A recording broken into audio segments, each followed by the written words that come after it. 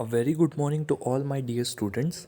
Let's start the today's class with the revision of our chapter Indian Constitution. So इस chapter में हम हमारे भारत के संविधान के बारे में पढ़ेंगे। इंडियन कॉन्स्टिट्यूशन का मतलब ही होता है भारत का संविधान। भारत का संविधान क्या चीज़ है, कॉन्स्टिट्यूशन चीज़ क्या है। देखिए, सिंपल सी बात मैं आपको बताऊं, जैसे आपका स्कूल है, आपका घर है, आपके स्कूल में, आपके घर में कुछ बेसिक रूल्स होते हैं जो आपको फॉलो करने पड़ते हैं। जैसे स्कूल की बात करें तो स्कूल में आपको फॉलो करना पड़ता है कि इतने बजे आपको स्कूल आ जाना है, ये रूल है स्कूल का। इतने बजे के बाद जो आएगा उसको एंट्री नहीं मिलेगी। ओके, जो होमवर्क करके नहीं आएगा उसको पनिशमेंट मिलेगी। फर्स्ट पीरियड इतने टाइम का होगा, सेकंड पीरियड इतने टाइम का होगा, थर्ड फोर्थ पीरियड के बाद लंच होगा, ठीक है, फिर एक स्पोर्ट्स पीरियड होगा। तो ये सारे रूल्स एंड रेगुलेशंस स्कूल को चलाने के लिए रखे गए हैं। ओके, उसी तरह आपका घर भी चलता है कि इतने बजे के बाद घर से बाहर नहीं निकलना है, फ़ोन चलाना है तो इतने घंटे ही चलाना है। तो ये सारे कुछ रूल्स एंड रेगुलेशंस हमारे घर पे भी सेट किए जाते हैं। तो देश को चलाने के लिए, जब देश आज़ाद होने वाला था तो देश को चलाने के लिए कुछ रूल्स एंड रेगुलेशन सेट किए गए जिसको मद्देनज़र रखते हुए देश को चलाया जाना चाहिए। ओके, तो इन्हीं रूल्स एंड रेगुलेशंस को हम कॉन्स्टिट्यूशन बोलते हैं। ये ऐसे सेट ऑफ बेसिक प्रिंसिपल्स हैं जिससे हमारा कंट्री इंडिया गवर्न किया जाता है, हमारा कंट्री इंडिया चलाया जाता है। ओके, तो the constitution is the set of basic principles और establish precedents according to which a state और एन ऑर्गेनाइजेशन इज़ फंक्शनिंग और रनिंग। ओके, तो ये कॉन्स्टिट्यूशन की डेफिनेशन होती है। हालांकि ये आपकी बुक में नहीं लिखी हुई है, बट फिर भी मैं आपको बताना चाहूँगा कि ये भारत के संविधान की डेफिनेशन है। तो इंडिया का जो कॉन्स्टिट्यूशन है, इंडिया को जो रूल्स एंड रेगुलेशंस की किताब है उसको हम कॉन्स्टिट्यूशन बोलते हैं। एक किताब है जिसमें सारे सेट रूल्स एंड रेगुलेशन लिखे हुए हैं। उन रूल्स एंड रेगुलेशंस को फॉलो करते हुए हमारे इंडिया में काम को किया जाता है। ओके, तो यही रूल्स एंड रेगुलेशंस बनाने के लिए एक कॉन्स्टिट्यूशनल कमेटी बनाई गई थी। ओके, कॉन्स्टिट्यूशनल कमेटी बनाई गई थी, एक ड्राफ्टिंग कमेटी बनाई गई थी, ठीक है। तो आज़ादी के पहले ये सारी कमिटीज़ ने बना करके हमारा कॉन्स्टिट्यूशन फ्रेम किया था। और डॉक्टर बी आर अम्बेडकर जी जो थे, जो दलितों के नेता थे, तो doctor B R Ambedkar ji ने हमारे कॉन्स्टिट्यूशन को बनाया है। ओके, इन्होंने लगभग 20 से ऊपर कंट्रीज़ का कॉन्स्टिट्यूशन स्टडी किया, उनसे जो इम्पॉर्टेंट चीज़ें थी वो उठाई, और इनको लगभग 2 साल 6 महीने 18 दिन लगे थे इंडिया का कॉन्स्टिट्यूशन बनाने में, ठीक है, इंडिया के रूल्स एंड रेगुलेशंस बनाने में। इन्होंने हर कंट्री से जो इम्पॉर्टेंट चीज़ें थी, हर कंट्री का कॉन्स्टिट्यूशन इन्होंने स्टडी किया। फिर उससे जो इम्पॉर्टेंट चीज़ें इनको लगीं, जो ज़रूरी बातें इनको लगीं, उन बातों को ये इन्होंने ऐड कर लिया इंडिया का कॉन्स्टिट्यूशन बनाने के लिए। ओके, हालांकि मैं आपको बता दूं, इंडिया का जो कॉन्स्टिट्यूशन है ये लेंदीएस्ट रिटन कॉन्स्टिट्यूशन है, ये सबसे बड़ा कॉन्स्टिट्यूशन है। पूरी दुनिया में इससे बड़ा कॉन्स्टिट्यूशन नहीं है किसी देश के पास। ओके, इसको बनाने में लगभग 64 लाख रुपए खर्च हुए थे। ओके, ये 64 लाख रुपए आज की डेट का 200 से 300 करोड़ रुपए के बराबर है। ओके, और इसको बनाने में लगभग 2 साल 6 महीने और 18 दिन का समय लगा था। ओके, तो चलिए इंडियन कॉन्स्टिट्यूशन के बारे में पढ़ते हैं। इंडियन कॉन्स्टिट्यूशन क्या होता है। ओके, तो यहाँ पर इंट्रोडक्शन दिया हुआ है कि प्रियांशी और सचिन जो है वो एक वर्ल्ड कप जो 2011 था इंडिया का जो 2011 का वर्ल्ड कप था, उस वर्ल्ड कप को प्रियांशी और सचिन देख रहे हैं। ओके, टीवी में अपने पेरेंट्स के साथ, ठीक है। एक बहुत ही एक्साइटिंग मैच इंडिया और श्रीलंका का फाइनल मैच चल रहा है। इंडिया और श्रीलंका का फाइनल मैच चल रहा है, ठीक है। अब ये बहुत ज़्यादा एक्साइटेड होकर देख रहे हैं कि कौन जीतेगा मैच। ये लोग सोच रहे हैं इंडिया जीते, ओके, और श्रीलंका वाले सोच रहे हैं श्रीलंका जीते। श्रीलंका ने एक बहुत अच्छा टारगेट सेट कर दिया है इंडिया के लिए। ओके, अब इंडिया का जो कैप्टन है महेंद्र सिंह धोनी, इन्होंने बेहतरीन बैटिंग का नमूना दिखाते हुए, बहुत ही बेहतरीन बल्लेबाजी का नमूना दिखाते हुए इंडिया को जीत दिला दी। ओके, तो जो बाकी लोग थे, every one was rejoicing in victory, बाकी जो इंडियंस थे वो खुशी से झूम उठे, ठीक है।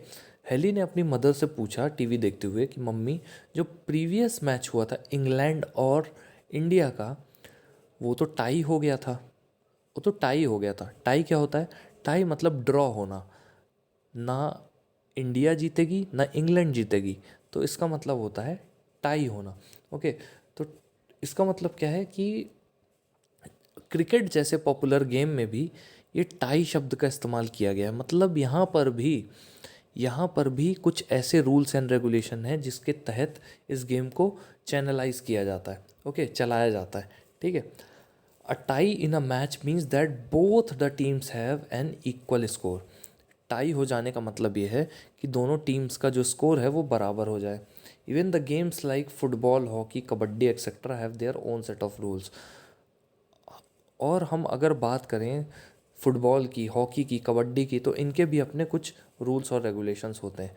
If a game has so many rules, अगर किसी गेम के बहुत सारे रूल्स हैं, then to run the administration of a populous nation we surely require well framed rules. तो हमारे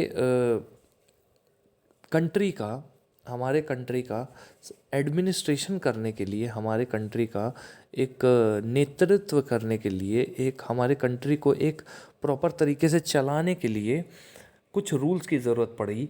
ओके, जैसे क्रिकेट में रूल्स बनाए गए, फुटबॉल में बनाए गए, हॉकी में बनाए गए। जब ये छोटे छोटे गेम्स को चलाने के लिए रूल बना दिए जाते हैं, तो एक देश को चलाने के लिए भी रूल बनाए जाते हैं। तो जो देश को चलाने के लिए रूल बनाए जाते हैं वही होता है कॉन्स्टिट्यूशन या संविधान। ओके। तो कॉन्स्टिट्यूशन पढ़ने से पहले हम कॉन्स्टिट्यूशन का इंट्रोडक्शन पढ़ेंगे। जैसे हम हमारी बुक को पढ़ने के पहले हम इंडेक्स पढ़ते हैं जहाँ पर सारे चैप्टर्स लिखे होते हैं। चैप्टर 1 उसका नाम, चैप्टर 2, चैप्टर 3 ऐसे करके।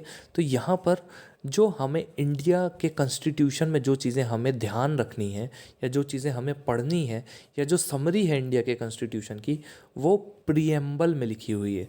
अब ये जो ब्लू कलर से लिखा हुआ है, जो ब्लू कलर के एक कलर के अंदर ब्लैक कलर से लिखा हुआ है, वो इंडिया के कॉन्स्टिट्यूशन की समरी लिखी हुई है जिसको बोलते हैं प्रीएम्बल। क्या बोलते हैं? प्रीएम्बल। तो मैं प्रीएम्बल आपको पढ़ करके सुनाऊंगा। ये प्रीएम्बल बहुत ज़्यादा इंपॉर्टेंट है। We the people of India having solemnly resolved to constitute India into a sovereign, socialist, secular, democratic republic, and to secure to all its citizens justice, liberty, equality, fraternity, okay, assuring the dignity of all individuals and the unity and integrity of the nation. In our Constituent Assembly, this 26th day of November 1949, do hereby adopt, enact and give to ourselves this constitution. मतलब ये जो preamble है, ये जो संविधान है, ये जो प्रियम्बल है, ये बता रहा है कि हमने जो कॉन्स्टिट्यूशन लिखा है वो हमारे लोगों के लिए ही लिखा है और हमारे लोगों की तरफ से ये हम अपने देश को धन्यवाद देते हैं और ये हम प्लेज लेते हैं कि we the people of India, हम भारत के लोग इंडिया को एक sovereign, socialist, secular, democratic republic मानते हैं। ओके। और हर एक इंसान के साथ जस्टिस, लिबर्टी, इक्वालिटी, फ्रेटर्निटी का भाव रखेंगे। अब मैं इस प्रियम्बल को आपको बहुत ही अच्छे से एक्सप्लेन करता हूँ कि क्या लिखा हुआ है इसमें। तो सबसे पहले तो ये हम स्वयं के लिए बोल रहे हैं, हम खुद के लिए हमने ये प्रियम्बल को लिखा हुआ है। Okay, we the people of India. तो यहाँ पर लिखा है कि इंडिया को क्या बनाना है? एक सोवरेन स्टेट कंट्री बनाना है, एक सोशलिस्ट कंट्री बनाना है, एक सेकुलर कंट्री बनाना है, डेमोक्रेटिक कंट्री बनाना है, एक रिपब्लिक कंट्री बनाना है। तो इन वर्ड्स के आपको मतलब पता होना चाहिए। सोवरेन कंट्री बनाने का मतलब क्या है? इंडिया को एक सोवरेन कंट्री बनाना है, इसका मतलब क्या है? इंडिया एक ऐसा कंट्री है या इसको एक ऐसा कंट्री बनाना है जहाँ पर किसी भी दूसरे कंट्री का आधिपत्य या राज नहीं चलेगा। इंडिया खुद से अपने सारे फैसले ले सकता है, इस पर किसी भी कंट्री का दबाव या किसी भी कंट्री का शासन नहीं चलेगा। तो सोवरेन वर्ड का मतलब होता है संप्रभु, हिंदी में होता है संप्रभु, मतलब हमारे ऊपर कोई राज नहीं कर सकता है। We are the sole authority. Okay, ये होता है सोवरेन का मतलब। ठीक है। जैसे आपको अभी आपके पेरेंट्स जो हैं वो कोई भी काम करने से, कोई भी अगर आप गलत काम करते हैं या कोई भी काम करते हैं तो आपको अपने पेरेंट्स की एडवाइस लेनी पड़ती है। आपको आपके पेरेंट्स को आप देखेंगे तो अगर आपके घर पे दादा दादी लोग नहीं हैं तो आपके पेरेंट्स को किसी की एडवाइस नहीं लेनी पड़ती, वो घर के फैसले खुद ही ले लेते हैं। तो आपके पेरेंट्स क्या हैं? आपके पेरेंट्स हैं सोवरेन। ओके, मतलब वो खुद से अपने सारे काम, खुद से अपने सारे फैसले ले सकते हैं। तो सोवरेन होने का मतलब क्या होता है? खुद से सारे फैसले लेना, हमारे ऊपर कोई भी पावर ना होना, वो कहलाता है सोवरेन। तो इंडिया के ऊपर किसी का कोई पावर नहीं है, इंडिया खुद से सारे फैसले लेने के लिए फ्री है। ओके, सोशलिस्ट का मतलब क्या होता है? सोशलिस्ट मतलब होता है भाईचारा बनाकर रखना। सोशलिस्ट मतलब होता है कि लोगों की भलाई का सोचना। इंडिया अपने लोगों की भलाई के लिए सोचेगा, अपनी लोगों की भलाई के लिए काम करेगा। सेकुलर होने का मतलब होता है धर्म निरपेक्ष। मतलब सेकुलरिज्म का मतलब होता है हर रिलीजन को इक्वल राइट है अपने आप को प्रोफेस करने का। मतलब किसी भी धर्म को, किसी भी धर्म को या किसी भी धर्म के इंसान को इंडिया में जगह मिलती है। ओके, उसको इक्वल राइट मिलते हैं। ठीक है, इसको बोलते हैं सेकुलर। मतलब किसी भी धर्म के इंसान के साथ इंडिया में भेदभाव नहीं होगा। ओके, ये है secularism. All are equal among the constitution of India, चाहे वो कोई हिंदू हो, चाहे क्रिश्चियन हो, चाहे मुस्लिम हो। ओके, सभी लोग इंडिया के कॉन्स्टिट्यूशन के सामने बराबर हैं। Okay, democratic India democratic country क्यों है? क्योंकि यहाँ इंडिया के लोग, इंडिया के लोगों को हक है अपनी बात रखने का। ओके, इंडिया के लोग फ्री हैं, उनको फ्रीडम मिला हुआ है, जो वो चाहे वो कर सकते हैं, लेकिन सामने वाले के लिए वो डेरोगेटरी नहीं होना चाहिए। ऐसी कोई अपमानजनक चीज़ वो नहीं कर सकते जो सामने वाले के लिए डेरोगेटरी हो। ओके, तो इंडिया एक डेमोक्रेटिक कंट्री है, मतलब हर एक इंसान को हक है कुछ भी करने का। आप किसी भी जगह जा कर के दुकान खोल सकते हो, किसी भी जगह जा कर के आप नौकरी कर सकते हो, इंडिया के किसी भी पार्ट में घूम सकते हो। तो ये डेमोक्रेटिक होता है। ओके, रिपब्लिक की मैं बात करूँ तो रिपब्लिक का मतलब होता है जो हेड ऑफ स्टेट होता है। मतलब भारत का जो प्रधानमंत्री है वो इलेक्टेड होता है वो भारत के लोगों से ही। तो भारत का जो हेड है, यानी भारत का जो प्रधानमंत्री है, वो इलेक्ट होकर के आता है। तो head of the state is elected in a republic. तो रिपब्लिक का मतलब होता है ऐसा कंट्री या ऐसी जगह जहाँ पर हेड ऑफ द स्टेट या head of the country elect होकर आता है। ओके, यहाँ पर स्टेट का मतलब कंट्री ही है। ओके, तो आप कंफ्यूज मत होइएगा। ठीक है, तो ये जो प्रियम्बल है ये और क्या बताता है, ये हमें और क्या देता है? हमारे सिटीजन्स को, हम खुद को क्या देते हैं? हमारे सिटीजन्स को क्या देंगे? जस्टिस देंगे। जस्टिस तीन तरह की होती है, इकोनॉमिक, सोशल और पॉलिटिकल। सोशल जस्टिस क्या होती है? सोशल जस्टिस ये होती है कि आप अपने देश के लोगों के साथ एक बेईमानी ना करें कुल मिला करके। ओके, आप अपने दोस्त हो गए, रिश्तेदार हो गए, तो इनके साथ बेईमानी ना करें। ये होती है क्या? Justice. Okay, social justice. Economic justice क्या होती है? आप पैसे के मामले में बेईमानी ना करें। ओके, पैसे के मामले में आप ट्रू रहें। और पॉलिटिकल जस्टिस क्या होती है? हर एक इंसान को मौका मिलना चाहिए, इस देश में हर एक इंसान को मौका मिलना चाहिए नेता बनने का या पॉलिटिकल पद में आने का।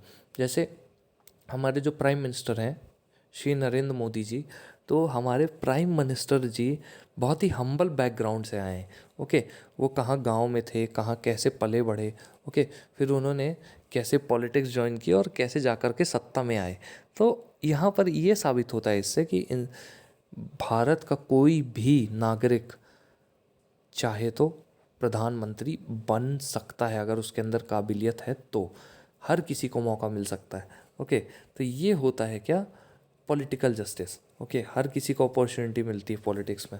ओके, अगर वो काबिल है तो, अगर उसको बोलते ही नहीं आता, भाषण देते ही नहीं आता, अपनी बातों पर कायम रहते ही नहीं आता, तो वो पॉलिटिक्स में नहीं आ सकता। ओके, अब लिबर्टी की बात करते हैं। जस्टिस की तो बात हो गई, तीन तरह की जस्टिस होती है, सोशल, इकोनॉमिक और पॉलिटिकल। लिबर्टी मतलब होती फ्रीडम। किस चीज़ का फ्रीडम? थॉट का, मतलब कुछ भी सोचने का फ्रीडम है यहाँ पर। एक्सप्रेशन का, कुछ भी एक्सप्रेस करने का, कुछ भी बोलने का फ्रीडम है। बिलीफ का, आप किस चीज़ को मानते हो, किस चीज़ को नहीं मानते हो, वो आपके ऊपर है। सरकार आपको इम्पोज नहीं करेगी, सरकार आपके ऊपर कोई भी दबाव नहीं बनाएगी कि आप इसी चीज़ को मानो। ओके। फेथ का मतलब होता है भरोसा। ओके। वर्शिप मतलब होता है क्या? पूजा पाठ। ओके। तो ये सारी चीज़ों की छूट है इंडिया में, ठीक है। किसकी? कुछ भी सोचने की, कुछ भी एक्सप्रेस करने की, कुछ भी बताने की, ठीक है। किसी भी चीज़ पर बिलीव करने की, ठीक है। अब इक्वालिटी की बात करते हैं। इक्वालिटी किस चीज़ में? स्टेटस और अपॉर्चुनिटी में। मतलब कोई भी अमीर है, गरीब है, संविधान के सामने वो ना, कोई भी इंसान ना अमीर होता है ना गरीब होता है। ओके। कॉन्स्टिट्यूशन के सामने कोई भी इंसान अमीर नहीं होता, कोई भी इंसान गरीब नहीं होता। अगर किसी अमीर ने गलती की है तो उसको भी सज़ा मिलेगी, और किसी गरीब ने गलती की है उसको भी सज़ा मिलेगी। ओके। तो ये होती है इक्वालिटी, ठीक है। और हर किसी इंसान को मौका मिलेगा नौकरी करने का। अगर उसके अंदर काबिलियत है तो हर कोई नौकरी कर सकता है इस देश में। ये होती है इक्वालिटी। फ्रेटर्निटी मतलब होता है भाईचारा। फ्रेटर्निटी मतलब क्या होता है? भाईचारा, ठीक है। फ्रेटर्निटी, हमारे देश में ब्रदरहुड की फीलिंग होनी चाहिए, ठीक है। एक इंसान को अगर दूसरे इंसान की ज़रूरत है तो उसको मदद करना चाहिए। एक भाईचारे की फीलिंग हमारे कंट्री में होनी चाहिए, और है भी। ओके। तो हमने ये कॉन्स्टिट्यूशन खुद को 26 नवंबर 1949 को दिया है, ठीक है।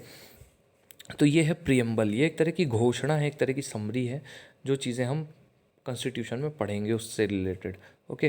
Preamble of our constitution, a systematic compilation of set of rules to run the government of a country is known as constitution of the country. तो कॉन्स्टिट्यूशन की डेफिनेशन यहाँ पर लिखी हुई है, एक सिस्टमैटिक कंपाइलेशन है। किस चीज़ का कंपाइलेशन है? कंपाइलेशन मतलब क्या होता है? इकट्ठा करना। किस चीज़ को इकट्ठा करना? रूल्स को। अब ये रूल्स कैसे हैं? गवर्नमेंट को, सरकार को चलाने के रूल हैं ये। कंट्री को अगर चलाना है तो सरकार को नियुक्त करना पड़ेगा। सरकार को नियुक्त करना है तो उसके लिए रूल्स बनाने पड़ेंगे कि कंट्री को कैसे चलाना है।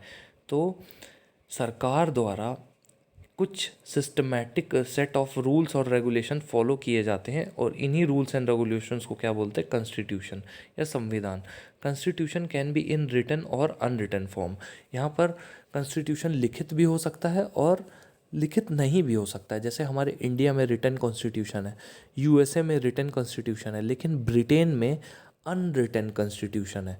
ब्रिटेन में जो वहाँ के स्कॉलर वगैरह कह गए हैं उनकी बातों को बस लिख लिया जाता है। ऐसा नहीं है कि कुछ भी नहीं लिखा जाता है, थोड़ी बहुत चीज़ें लिखी होती हैं, लेकिन जैसे इंडिया में प्रॉपर तरीके से कॉन्स्टिट्यूशन लिखा हुआ है, वैसे ब्रिटिश कंट्रीज़ में या ब्रिटेन में वैसा कॉन्स्टिट्यूशन नहीं है।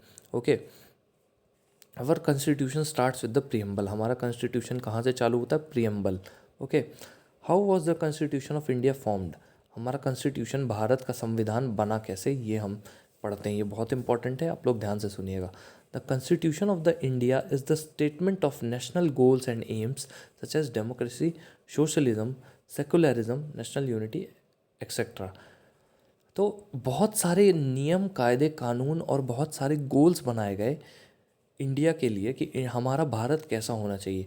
तो सब लोगों ने, जितने भी इंटेलेक्चुअल माइंड वाले लोग थे, जो बहुत ज़्यादा पढ़े लिखे लोग थे, उन्होंने ये तय किया कि इंडिया में डेमोक्रेसी होनी चाहिए, मतलब हर एक इंसान को फ्रीडम होनी चाहिए हर चीज़ की। सोशलिज़म होना चाहिए, मतलब लोगों की भलाई के बारे में सरकार को सोचना चाहिए। सेकुलरिज्म होना चाहिए, हर एक धर्म को मान्यता होनी चाहिए। आई मीन टू से कोई भी इंसान किसी भी धर्म को फॉलो कर सकता है, और उसके धर्म को कि कोई भी डेरोगेटरी तरीके से नहीं ट्रीट करेगा, अपमानजनक तरीके से नहीं ट्रीट करेगा। हर किसी का रिलीजन की इज्जत की जाती है यहाँ पर, ठीक है। कोई भी इंसान चाहे तो कहीं पर भी, अगर मुस्लिम है तो नमाज पढ़ सकता है। ओके। हिंदू है तो पूजा कर सकता है फ्रीली। ओके। तो ये सेकुलरिज्म है इंडिया में। चाइना में सेकुलरिज्म नहीं है, वहाँ सिर्फ एक धर्म को माना जाता है, ठीक है। बाकी किसी धर्म को आप फॉलो नहीं कर सकते। फिर नेशनल यूनिटी, देश की एकता, ये इन चीज़ों पर हमारा कॉन्स्टिट्यूशन जो है वो जोर डालता है। ठीक है, कि इंडिया में डेमोक्रेसी होना चाहिए, सोशलिज्म होना चाहिए, सेकुलरिज्म होना चाहिए, नेशनल यूनिटी होनी चाहिए। ठीक है, तो ये कॉन्स्टिट्यूशन का मेन एम है। The constituent assembly was established, constituent assembly बनी। क्यों बनाई गई कॉन्स्टिट्यूएंट असेंबली? देश के आज़ाद होने के पहले बनाई गई, ताकि हमारे भारत में कॉन्स्टिट्यूशन के थ्रू हमारे भारत को गवर्न किया जा सके, चलाया जा सके। ओके, तो कॉन्स्टिट्यूएंट असेंबली इस्टेब्लिश की गई 9 दिसंबर 1946 से। जो कॉन्स्टिट्यूशन है हमारा वो चलने लग गया। ठीक है, सबसे पहली मीटिंग हुई थी बेसिकली कॉन्स्टिट्यूएंट असेंबली सबसे पहली बार कब बनी? 9 दिसंबर 1946 को। 9 दिसंबर 1946 को हमारी कॉन्स्टिट्यूएंट असेंबली बनी थी। मतलब क्या हुआ, जो ग्रुप ऑफ इंटेलेक्चुअल पीपल थे, तो उन्होंने क्या किया, ब्रिटिशर्स से रिक्वेस्ट की उन्होंने, क्योंकि ब्रिटिशर्स जो हैं वो देश छोड़कर जाने वाले थे। ओके, क्योंकि उनको ये समझ में आ गया था कि अब इंडिया के लोग जो हैं वो इतने ज़्यादा एकजुट हो चुके हैं कि अब हमको यहाँ पर रुकना नहीं चाहिए। ओके, अब हमको पूरी तरह से इन्होंने बॉयकॉट कर दिया है, अब ये हमारी कोई बात नहीं सुनेंगे, कोई बात नहीं मानेंगे। तो इंडिया के लोगों ने ब्रिटिशर्स को, जो लॉर्ड्स वगैरह थे, उनसे बोला कि आप लोग हमारे देश में एक कॉन्स्टिट्यूएंट असेंबली को बना कर जाओ। तो कॉन्स्टिट्यूएंट असेंबली क्या करेगी? कॉन्स्टिट्यूशन बनाएगी। कॉन्स्टिट्यूशन मतलब ऐसे रूल्स और रेगुलेशंस बनाएगी कॉन्स्टिट्यूएंट असेंबली। एक ऐसा, जैसे क्लास में एक ग्रुप बना दिया जाता है कि ये जो ग्रुप है ये सब बच्चों को स्पोर्ट्स करवाएगा, या ये ग्रुप है ये सब बच्चों को क्लासिकल डांस वगैरह करवाएगा। ठीक है, तो जैसे ग्रुप बना दिया जाता है इंटेलिजेंट स्टूडेंट्स का क्लास में, वैसे ही देश के कुछ महान लोग थे उनका ग्रुप बना दिया गया, और वो ग्रुप बनाकर क्या बना दी गई? एक कॉन्स्टिट्यूएंट असेंबली, संविधान सभा बना दी गई। ठीक है, अब संविधान सभा में कॉन्स्टिट्यूशन बनाने की बातें शुरू हुई कि कॉन्स्टिट्यूशन हमारे देश का कैसे बनाया जाएगा। ओके, तो बहुत सारे कंट्रीज़ का कॉन्स्टिट्यूशन पढ़ा गया, उनको कंपाइल किया गया, जो ज़रूरी चीज़ें थी हमारे इंडिया के लिए उनको अलग अलग कॉन्स्टिट्यूशन से, अलग अलग देश के कॉन्स्टिट्यूशन से लिया गया। ओके, और तब जाके कॉन्स्टिट्यूएंट असेंबली बनी। पहली मीटिंग हुई थी कॉन्स्टिट्यूएंट असेंबली की 9 दिसंबर 1946 को। 9 दिसंबर 1946 को यहाँ पर प्रेसिडेंट थे डॉक्टर डॉक्टर सच्चिदानंद सिन्हा। डॉक्टर सच्चिदानंद सिन्हा कॉन्स्टिट्यूएंट असेंबली के पहले प्रेसिडेंट थे। ओके, पहले लीडर थे, पहले हेड थे। Okay, head of constituent assembly थे। ऐसा इसलिए क्योंकि एक फ्रेंच प्रैक्टिस होती है, मतलब फ्रेंच जो लोग थे वो क्या करते थे, जो भी सीनियर इंसान है उसको रिस्पेक्ट देते हुए उसको लीडर बना देते थे। तो यहाँ पर भी वही किया गया। तो चूँकि चुनाव करवाने का टाइम नहीं था उस समय, तो जो सबसे सीनियर थे इंटेलेक्चुअल्स में से, उनको हेड बना दिया गया किसका? कॉन्स्टिट्यूएंट असेंबली का। तो वो कौन थे? डॉक्टर सच्चिदानंद सिन्हा। तो डॉक्टर सच्चिदानंद सिन्हा के बाद जब 4 दिन बाद लोग वापस से इकट्ठा हुए, और डॉक्टर सच्चिदानंद सिन्हा ने डॉक्टर राजेंद्र प्रसाद को लीडर चुना। ओके, डॉक्टर राजेंद्र प्रसाद को क्या बना दिया? प्रेसिडेंट बना दिया किसका? कॉन्स्टिट्यूएंट असेंबली का। तो पहले इलेक्टेड प्रेसिडेंट कौन थे कॉन्स्टिट्यूएंट असेंबली के? डॉक्टर राजेंद्र प्रसाद। ओके, फिर उसके बाद कॉन्स्टिट्यूएंट असेंबली और मुद्दों में डिस्कस करती रही, दूसरे देशों का कॉन्स्टिट्यूशन स्टडी किया जाता रहा। फिर कॉन्स्टिट्यूएंट असेंबली के लोगों ने डॉक्टर बी आर अम्बेडकर को ड्राफ्टिंग कमेटी का हेड बना दिया गया। ड्राफ्टिंग कमेटी क्या करती है? कॉन्स्टिट्यूशन को ड्राफ्ट करने का काम करती है, कॉन्स्टिट्यूशन को बनाने का, गढ़ने का, कॉन्स्टिट्यूशन में क्या चीज़ें डालनी है, क्या चीज़ें हटानी है, ये सब काम कौन कर रहा था? Drafting committee. इसका हेड कौन था? Doctor B R Ambedkar. Okay, तो doctor B R Ambedkar ji ने कॉन्स्टिट्यूएंट कमेटी से बनी हुई ड्राफ्टिंग कमेटी को अच्छी तरह से मैनेज किया, और उसमें लगभग 7 मेंबर्स थे उस ड्राफ्टिंग कमेटी में, जिनका काम अलग अलग था। ओके, तो अलग अलग कमिटीज़ थी कुल मिला के ड्राफ्टिंग कमेटी में, जैसे स्टीयरिंग कमेटी थी, यूनियन पावर कमेटी थी, स्टेट पावर कमेटी थी। ओके, तो ये सारी कमिटीज़ जो हैं ये ड्राफ्टिंग कमेटी के अंदर थी। ओके, तो चलिए अब हमको इतना डीप में नहीं पढ़ना है, बट हम बेसिक नॉलेज यहाँ पर ले लेते हैं कि जो कंस्टिट्यूएंट असेंबली बनी थी ये इसलिए बनाई गई थी ताकि हमारे संविधान को बनाया जा सके। तो constituent assembly was formed of prominent and distinguished scholars and leaders. तो महत्वपूर्ण स्कॉलर्स और लीडर्स द्वारा बनाई गई थी, जो बड़े बड़े ज्ञानी थे हमारे देश के, उन्होंने बनाई थी constituent assembly. There political vision and foresight was incorporated in the constitution. उनका जो पॉलिटिकल विजन था, उनकी जो दूरदृष्टि थी, देखने की क्षमता थी, उस दूरदृष्टि को मद्देनज़र रखते हुए कॉन्स्टिट्यूशन को बनाया गया। Leaders like Jawaharlal Nehru, doctor Rajendra Prasad, Sardar Patel, Maulana Abul Kalam Azad, Shyama Prasad Mukherjee, okay, Sardar Baldev Singh, इन्होंने अपने अपने गाइडेंस दिए और कॉन्स्टिट्यूशन बनाने में मदद की। Frank Anthony represented the Anglo Indian community and HP Modi represented the Parsi community. तो इस कॉन्स्टिट्यूएंट असेंबली में जो एंग्लो इंडियन कम्युनिटी थी उसको उसका नेतृत्व किसने किया? फ्रैंक एंथोनी नाम के इंसान ने किया, ठीक है। और HP मोदी ने पारसी कम्युनिटी का वो किया, एक तरह से बोला जाए तो गाइडेंस दी, ठीक है, रिप्रेजेंट किया। The committee had various constitution scholars. Committee के बहुत सारे कॉन्स्टिट्यूशन के स्कॉलर्स थे, जैसे Alladi Krishna Swami Ayyar, doctor BR Ambedkar, KM Munshi, ठीक है। तो ऐसे ऐसे करके एक ड्राफ्टिंग कमेटी बनाई गई थी, उसके ये लोग मेंबर थे। हेड कौन थे ड्राफ्टिंग कमेटी के? डॉक्टर BR अम्बेडकर, और बाकी सब मेंबर थे, डॉक्टर TT कृष्णमाचारी, ओके, यहाँ पर लिखा है कृष्ण स्वामी अय्यर, KM मुंशी, ठीक है, गोपाल अयंगर।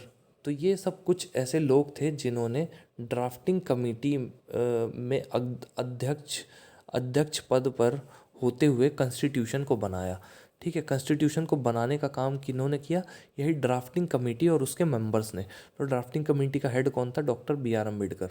तो इन्होंने मिल करके क्या बनाया? Constitution. There were female members like Sarojini Naidu and Vijaya Lakshmi Pandit. कुछ फीमेल मेंबर्स भी थी, जैसे सरोजनी नायडू और Vijaya Lakshmi Pandit. Doctor Rajendra Prasad was elected as the president of the constituent assembly.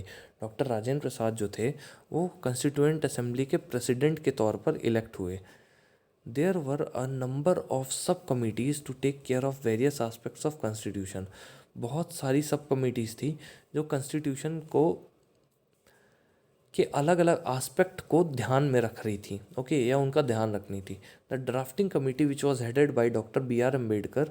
जो ड्राफ्टिंग कमेटी बनाई गई थी जिसका काम था कॉन्स्टिट्यूशन को गढ़ना बनाना, तो उसका हेड कौन था? Doctor BR Ambedkar, Bhimrao Ambedkar, okay. तो उन्होंने ड्राफ्टिंग कमेटी ने कॉन्स्टिट्यूशन को फाइनल शेप दिया। टोटल 166 मीटिंग लगी थी, 166 मीटिंग लगी थी कॉन्स्टिट्यूएंट असेंबली में।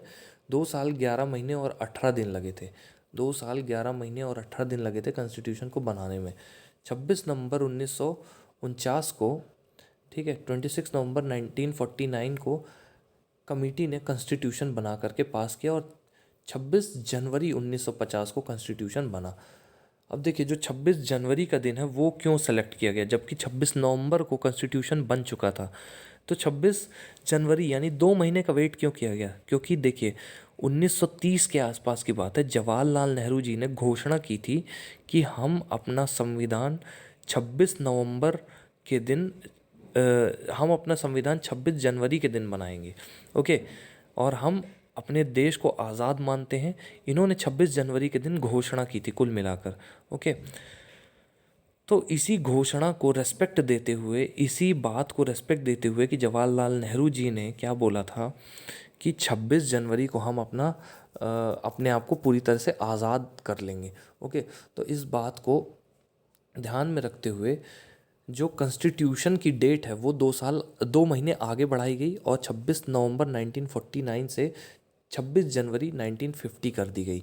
मतलब 2 महीने बाद कॉन्स्टिट्यूशन को लाया गया, ओके। तो ऐसा इसलिए किया गया था जस्ट बिकॉज जवाहरलाल नेहरू जी जो हमारे प्राइम मिनिस्टर थे, बाद में बने हैं, तो उन्होंने ऐसा बोला था कि हमारा देश जो है, हमारे देश में जो आज़ादी हमको मिलेगी वो आज के दिन ही हम ऐसा मान लेते हैं कि हमको आज़ादी मिल गई है। जवाहरलाल नेहरू जी ने ये बोला था, अब हम अंग्रेज़ों की ग़ुलामी नहीं करेंगे। तो ये कब बोला था? 26 जनवरी को बोला था। तो उस दिन की रिस्पेक्ट करते हुए कॉन्स्टिट्यूशन को, भले ही कॉन्स्टिट्यूशन 2 महीने पहले बन गया था, लेकिन उसको लागू किया गया कब? 26 जनवरी 1950 को। तो स्टूडेंट्स, ये था हमारा आज का लेक्चर। आई होप आप लोगों को कॉन्स्टिट्यूशन के बारे में समझ में आया होगा। कुछ चीज़ें जो भी डाउट्स हो आप लोग पूछ लीजिएगा। यहाँ पर कुछ लीडर्स के फ़ोटो दिए हुए हैं, जैसे मौलाना आज़ाद, डॉक्टर भीमराव अम्बेडकर, डॉक्टर राजेंद्र प्रसाद, सरोजनी नायडू, कन्हैया लाल मुंशी। तो ये सारे जो लीडर्स हैं, इन्होंने बहुत बड़ा योगदान दिया है कॉन्स्टिट्यूशन को बनाने में। Okay, so students, next lecture में हम कंटिन्यू करेंगे। That's all for now. Thank you so much.